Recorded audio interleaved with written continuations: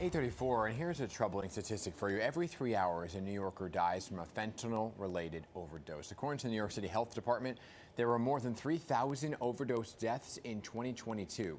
Fentanyl was detected in 81% of those cases.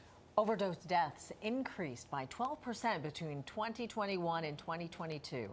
Black and brown communities are the most impacted by the fentanyl crisis. Tomorrow is National Fentanyl Awareness Day, and families who lost loved ones to this crisis are gathering in Times Square to encourage more people to get involved to prevent this drug from claiming more lives. So this morning, we are joined by Kamal Bherwani, who lost his 22-year-old son to fentanyl. So good morning, Kamal. Thank you for being with us this morning. Good morning. Thanks for having me on. So it's been 3 years since the fentanyl crisis took your son. Yes. Can you tell us what happened? Yeah, Ethan left to celebrate his graduation to go to the Mohegan Sun casino in Connecticut. And around 2 a.m., he purchased drugs from a stranger who approached him on the casino floor. And 15 minutes later, he was playing blackjack. The dealer was behind him, and he collapsed. And he collapsed, and he was on the floor for 11 minutes with no assistance. And they revived him after 11 minutes of no oxygen, but his brain died over the course of the next 10 days in a hospital. Heartbreaking. Was anyone ever held accountable? Yeah, we were able to secure justice. The sentencing for this is on September 24th, next month. But it took a lot of effort to secure justice in this case because the case was cold. Yeah. The person who did this was allowed to leave the casino with the drugs that were the evidence, and it took heroic efforts by the DEA to bring the case to justice and the U.S. Attorney's Office. Right. Do you know if naloxone was available at the casino at that time? You know, the casino's been very vague and unclear about a lot of things. Okay. On one news report, they say it was available, but it wasn't administered. Another one, they say it's now there, but maybe had not. It's unclear whether it was there then. So they've said two different things in two different statements. Since your son's death, you've made it really a mission of yours now to educate people on how to recognize that somebody might be going through a fentanyl overdose and what to do. So I want to play a clip from this digital game you've developed. Sure. They say my brother died of an overdose, but I don't buy it. I'm Joanna, and I've made a vow to find those responsible for his death. I have this curse. I get strange visions when I touch people or objects, but that doesn't matter to me anymore. My big brother, my best friend, is gone. Now, I'll use all my powers to see that justice is done, no matter what it takes.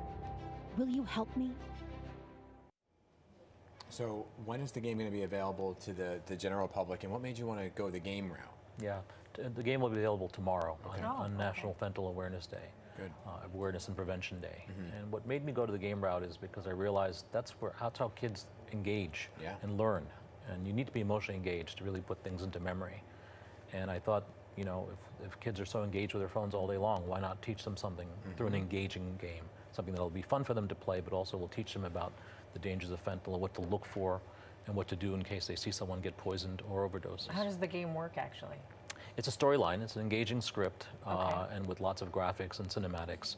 And you get to make decisions in the game, and you can go this way or the other way. And then you also have mini games inside the game to get to the end. And the quest is for Joanna, who's in the game Tyler's sister, to go on a quest to figure out what happened to her brother and to bring those people to justice. Wow. Yeah, it's a really unique approach because it hasn't been done before, right? You hear about the campaigns and then people obviously going to schools to talk about a game really might get through to them. You know, New York City, I want to talk about what they're doing, taking some steps to help with overdose by fentanyl. They have obviously the safe injection sites, right? But they're also distributing naloxone kits to so many communities in need. What do you think of those steps, and what else needs to be done? Yeah, I think naloxone, which is a miracle drug, really, the generic version is naloxone, is more commonly known as Narcan. Yeah. And there are other forms of other brands of naloxone. It has to be everywhere, right? We have AEDs everywhere. I walked into the studio this morning, and right after the door, you see the first aid kit in the AED box. So I think one thing that Maryland did, something we pushed for through the nonprofit I set up, was to put naloxone in AED boxes. Right? So leverage the existing infrastructure, leverage the existing legislation, and this way, if it's everywhere, I think you can prevent tens of thousands of deaths, because this is killing 80,000 people per year. Yeah, I mean, education is so important, but I think also the reality that it can happen to anyone, any family. Yeah. You may not think it's your child, but it really can, right?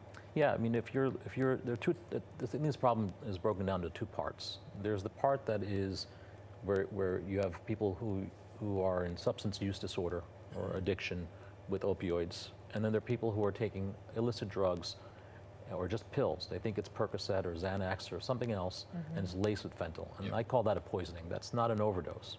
You can't overdose on something if you have no idea what you're taking. Yeah. It's kind of like someone putting something in your alcoholic drink. Right. Ethan didn't ask for fentanyl. He was opioid naive. He had never had opioids in his life. Yeah. It's one of the reasons he collapsed and couldn't get revived, because his body was not used to it. It wasn't tolerant of it. Yeah. And just real quickly, tomorrow's event in Times Square, what can folks expect? It's a great event. It's hosted by an organization called Families Facing Fentanyl. And there will be different speakers, including people from the DEA and other people who are trying to do different things about the problem. I'll be speaking about the game. We'll officially launch it tomorrow, and we hope it'll save a lot of lives. Yeah. Well, we're so sorry for your loss, but appreciate all the work that you're doing Thank to you. prevent more Thank you deaths in for the having future. me on this important topic. Of course.